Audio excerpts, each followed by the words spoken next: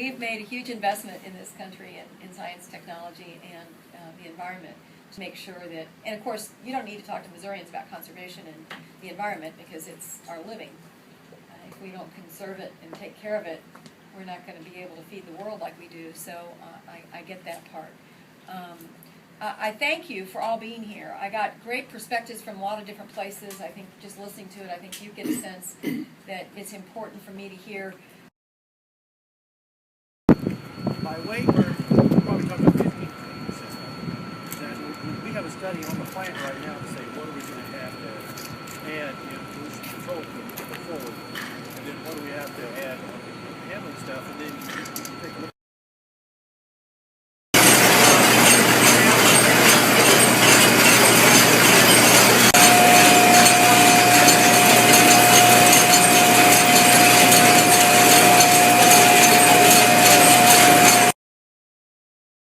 What are some of your concerns here?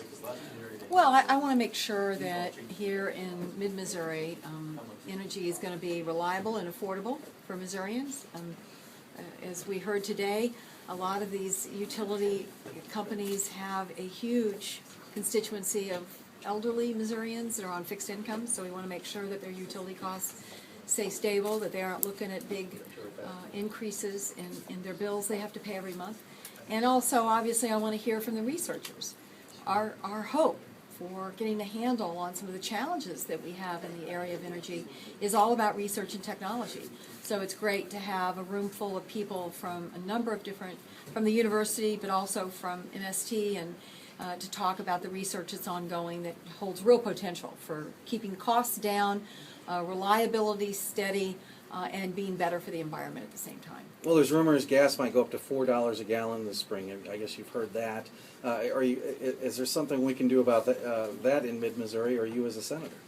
Well, I think there's always rumors about gas going up and down, and speculation is always something that's very difficult to control. I'm concerned that the 5 most profitable corporations ever in the history of the planet are continuing to get taxpayer dollars from us. The 5 big multinational oil companies, we're still handing them taxpayer money, which I don't get, and certainly I don't think it makes sense that we are doing that. And some of them are taking refineries offline right now. Obviously, when you are refining less oil, then you have less supply, and then the price goes up, and you make more profit. So one of the things that I've always been trying to focus on is the refining capacity, and whether or not we are looking carefully at whether or not these oil companies are refining as much as they can or adjusting their refining capacity for profit. Obama's policies on environmental and energy standards. Do you think that you fall in line close to him, or would you say that you're different? We voted differently when he was in the Senate, and I've taken a different position than his administration on a number of these things. Co-sponsored legislation to delay Boiler MAC. Have worked very hard in terms of communicating with the EPA on a number of issues, trying to get them to slow down. So obviously, if you are trying to get the EPA to stop doing what they're doing, and the EPA works for President Obama, that's a difference. Here's the thing. They're going to try every way they possibly can to say that Claire McCaskill is the same as Barack Obama. If President Obama was standing here, he would say that I can really be a pain because I am not a reliable vote for his administration. I am independent. Does that mean that he's not my friend? No. Does that mean that I don't support him? No. I'm not going to try to distance myself. Nothing would be phonier than me trying to act like that President Obama is not someone I support and somebody who's my friend. But that also doesn't mean that I'm not independent of him in terms of my judgment.